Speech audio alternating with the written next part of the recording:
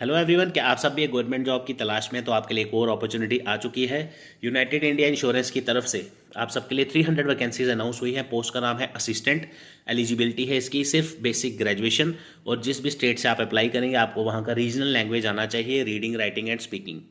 Form भरने की जो डेट है वो स्टार्ट हो चुकी है 16 दिसंबर से, और लास्ट डेट है 6 जनवरी 2024।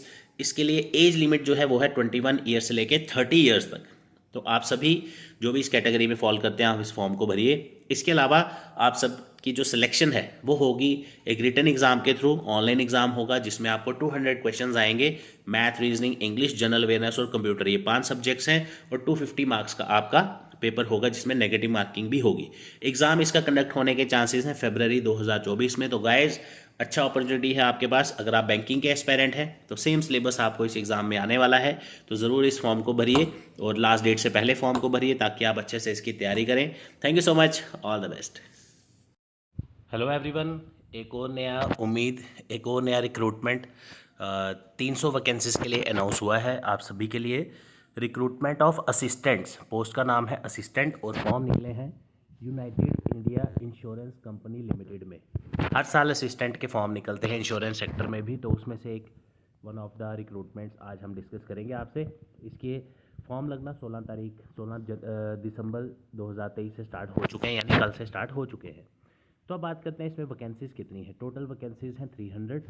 पोस्ट का नाम है असिस्टेंट, और आप कह सकते हैं कि जो ये आपकी पब्लिक सेक्टर ऑर्गेनाइजेशन है, तो काफ़ी रेप्यूटेड, काफ़ी नाम है ऑर्गेनाइजेशन का। हर एक स्टेट में इसकी वैकेंसीज़ हैं, आप किसी भी जगह से अप्लाई कर सकते हैं।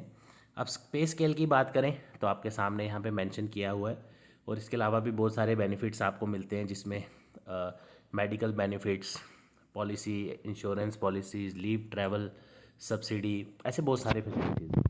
एजुकेशनल क्वालिफिकेशन की बात करें तो आपकी ग्रेजुएशन होनी चाहिए, किसी में भी हो, आर्ट्स, कॉमर्स, साइंस, वो मैटर नहीं करता। लेकिन साथ में आपको रीडिंग, राइटिंग और स्पीकिंग आनी चाहिए, जो भी आपका रीजनल लैंग्वेज है of the state of the recruitment. जिस भी स्टेट से आप अप्लाई करना चाहें वहाँ का जो लोकल लैंग्वेज है वो आपको आना चाहिए, रीजनल लैंग्वेज। एज की बात करते हैं तो एज इसकी मिनिमम है आपकी 21 ईयर्स, मैक्सिमम है 30 ईयर्स। आप इसके अंदर आते हैं तो फॉर्म भर सकते हैं। उसके अलावा हम बात करेंगे अब आपकी सिलेक्शन प्रोसेस क्या है, वो भी देख लेते हैं। एज वगैरह मैंने आपसे डिस्कस कर दिया। फॉर्म भरने की फ़ीस जो है वो ओपन कैटेगरी के लिए 1000 रुपये है, और जो कैटेगरी वगैरह के अंदर आते हैं कैंडिडेट्स 250 आपके लिए चार्जेस है। उसके अलावा फॉर्म भरने की डेट्स ध्यान से देख लीजिए। 16 दिसंबर से फॉर्म शुरू हो चुके हैं लगना, लास्ट डेट है 6 जनवरी, और जो भी इसकी फ़ी पेमेंट है वो भी आपको 6 जनवरी तक ही करनी है।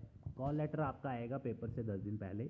तो इसकी एग्ज़ाम डेट भी आ चुकी है, एग्ज़ाम मंथ आप कह सकते हैं, फेब में होगा आपका पेपर। तो 10 दिन, 12 दिन, 5 दिन आगे पीछे हो सकता है, तो फेब आप मान के चलिए अपने लिए तैयारी के लिए। उसके अलावा प्रोबेशन पीरियड भी डिस्कस कर लेते हैं। अगर आप इसमें सेलेक्ट होते हैं, इसमें आपका डायरेक्ट एग्ज़ाम होगा, एग्ज़ाम के बाद आपका रीजनल लैंग्वेज टेस्ट है, और फिर डायरेक्ट सिलेक्शन है आपका। इसमें आपको 6 महीने का प्रोबेशन मिलता है। 6 महीने आपकी वर्क परफॉर्मेंस एनालाइज होती है, फिर उसके बाद आपको इसके अलावा आप चेक कर सकते हैं। आपकी परफॉर्मेंस एनालाइज होने के बाद आपको आगे प्रॉपर जो भी पोस्ट, जहाँ पे भी आपको पोस्टिंग मिलती है वहाँ आपको ज्वाइन करना है। 5 साल, मिनिमम 5 साल आपको ज्वाइन करना रहता है। अब इसका सिलेक्शन क्या है वो देखते हैं। सिलेक्शन में आपका एक पेपर होगा 120 मिनट का, और 2 घंटे यानी कि, जिसके आपका टोटल क्वेश्चंस होंगे 200, और मार्क्स होंगे 250। Math, reasoning, English, general knowledge, general awareness और कंप्यूटर लैंग्वेज, कंप्यूटर नॉलेज, ये सभी सिलेबस के आपके सब्जेक्ट्स हैं जो आपको पढ़ने हैं। सेम आपका बैंक का सिलेबस है, तो अगर आप बैंक के एस्पायरेंट हैं तो आपके लिए गोल्डन अपॉर्चुनिटी है इसमें भी नौकरी एक अपने नाम करने के लिए। तो 40 क्वेश्चन सभी सेक्शंस के, और मार्क्स हैं 50-50। तो टोटल आपके 200 क्वेश्चन होंगे 250 मार्क्स के, ठीक है।